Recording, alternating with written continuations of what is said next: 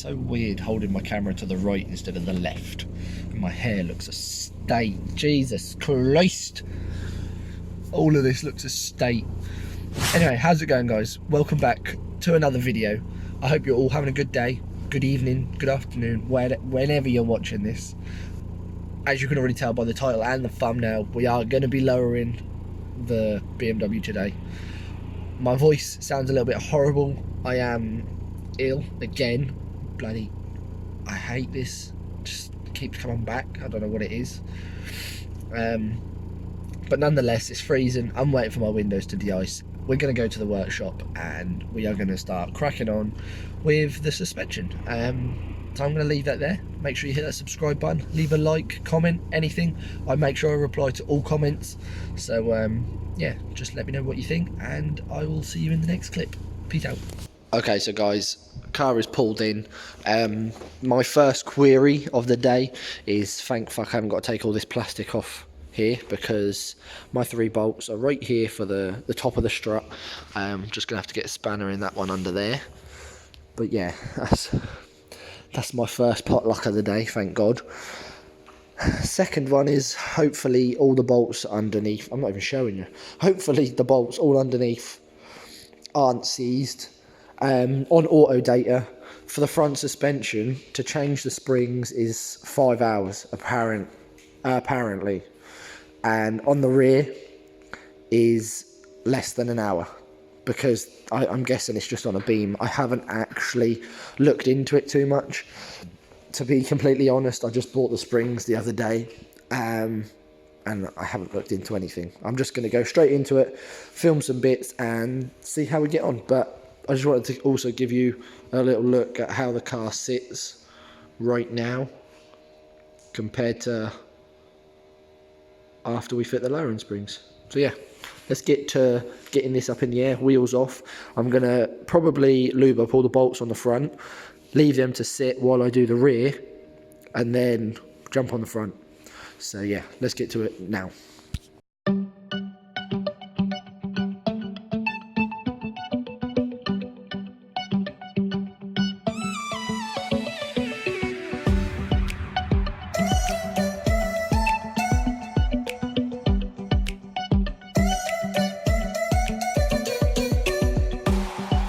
Everything's all lubed up, springs are there. I'm just literally waiting on the stuff that I've used on the nuts to sort of seep in a little bit. I'm thinking I'm going to probably try tackle the fronts first, just to get the struts out, because they look a little bit easier. But I don't know if I can switch my camera around. I think I have to stop recording, switch my camera around and then start recording again. But I'll quickly show you this. As you can see here, it's 2 separate, a lot of you guys will probably already know, but it is 2 separate arms either side, which I've never pissed around with before. I'm just hoping that I can drop this arm. Let me just bring in some light, sort of. That's not working. But this nut here, which I've sprayed some rust stuff on, I'm hoping I can just take that off and the whole arm will just swing, and then I can change the spring from there. Fingers crossed. Oh, and this nut here. There's a nut on the bottom of the damper. But fingers crossed that's how they change. That would be why auto data says there's less than an hour to change these. Fingers crossed. But the front, I don't see why they say 5 hours to do the springs on the front. Because to me, it looks like there's 1 bolt here, 1 right here, and then we've probably got another one here, which is the anti-roll bar linkage, and then we've got the 3 on the top, and then it should all just drop, I think, but I haven't got a fucking clue. So I'm just going to start cracking on with whichever one I feel the need, and we'll see where we go. Hopefully this doesn't take 10 hours, but yeah, let's do it. So I figured I haven't actually updated you in a little while, but I ended up starting with this front strut. It didn't turn out as easy as I was hoping. Obviously it's got this whole length that's got to come out of the hub, so I started googling some videos, and the easiest way to do it is taking off these bottom joins, which, well, I've started taking off the steering rack, track rod end, whatever you want to call it, and then I got frustrated and give up on that and started on the rear. Now, although I did start on the harder side, it took me a little while longer than expected because the exhaust and everything was in the way of screws. Oh, I can't. The exhaust here was in the way of, oh, you cannot see at all. Let me grab my light quickly. The exhaust was in the way of that bolt there, which had to come down, which I've literally just got realigned, and I have figured that I'm not taking that one off again on the other side, because that is the one that adjusts like the camber and the toe in and toe out, so I'm probably gonna have to get an alignment after this, and the bolt in the bottom there, which I said would have to come out, and obviously, as you can see, that one's in. I'm just going to do this side, but this time I'm going to go that end and undo that bolt right there, and the same one there, and then I'm crack on with the front. I know how to do the fronts now, so the other side should be easier, but yeah, I'm just going to crack on with this lot, and I will update you again in about 6 hours. Alright, so guys, I got here at 10. It is now 1:30, and this one's done, and that rear one is done. I've just got to do the other side. God damn it. But needless to say, the other side should go a hell of a lot quicker because I know how to get the front arm off now. I know how to drop the rear arm, so hopefully, fingers crossed, the other side is done by 3. I'm hoping. So yeah, now I know what I'm doing. I'm going to chuck in some time lapse and stuff of me doing the other side. I'm not sure how well the lighting's going to be because we have this massive window here and the sun is on this side of the car. But I'm going to be filming with my GoPro, so let's see how that turns out anyway. So we are just winging it with the GoPro because I can't get the GoPro to connect to my phone. Password on that needs to be reset or something. But we're going to start on this front one here. Let's get going.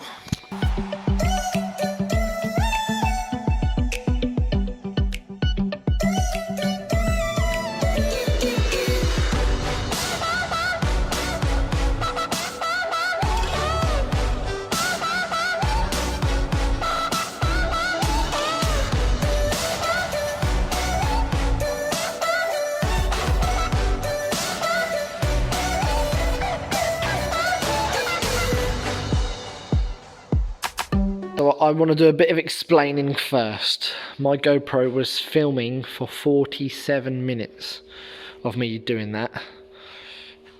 It's finally off.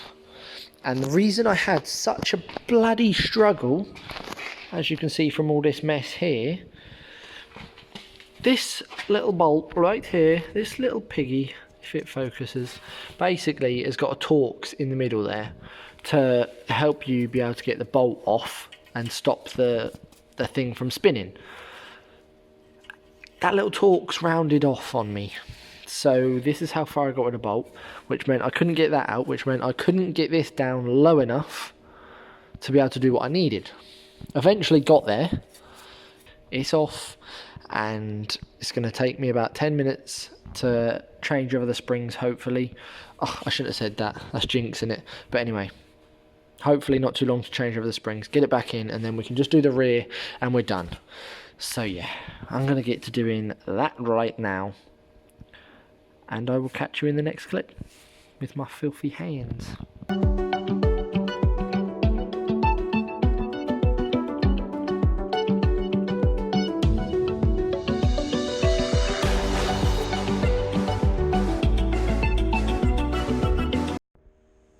Alright, so 7 minutes on the GoPro time for that, changing the spring.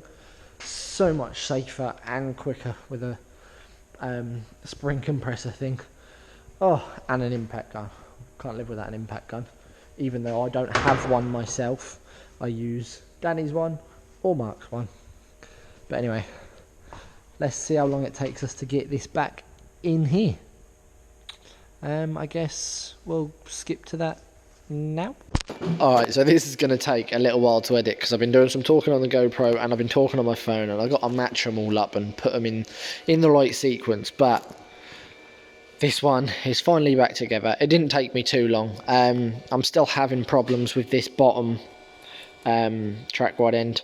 It's not like I can't get the bolt in properly. Like I can't just, it's not going to focus. There's no light in there. I can't get it to screw in. It's basically just jammed.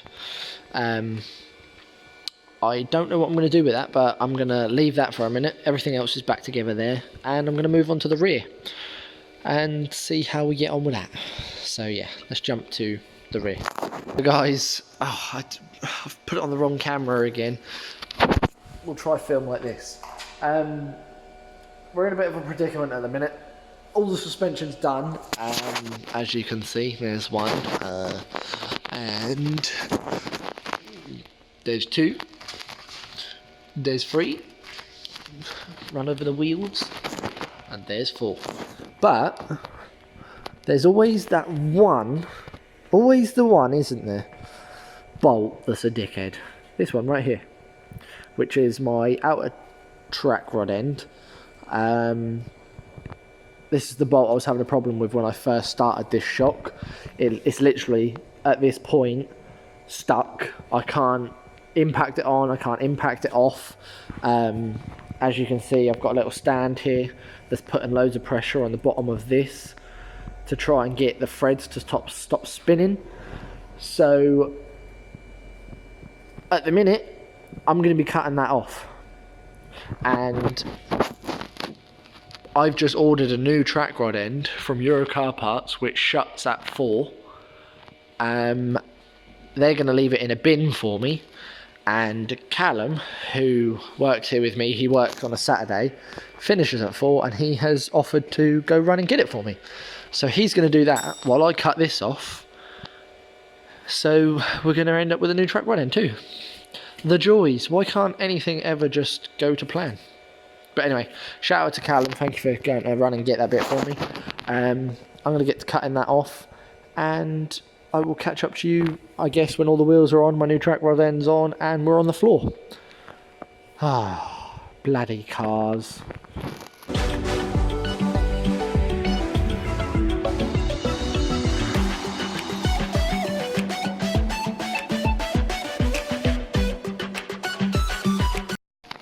Alright, so I just came to show you guys, but put the light away, so I cannot show you guys. 2 seconds. I grab the light again.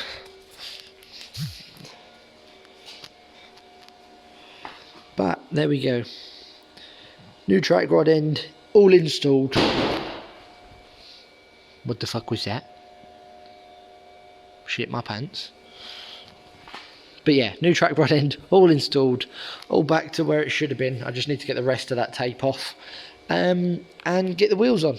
So yeah, let's do that, and then I will get a video of the car dropping to the floor and see what we look like.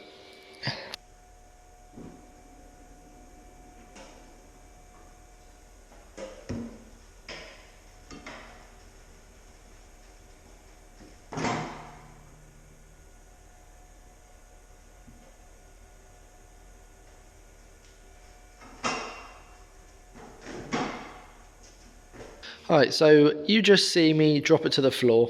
I forgot what it looks like before, but obviously you guys are going to see it within a split second, because I'll put the before and after right now.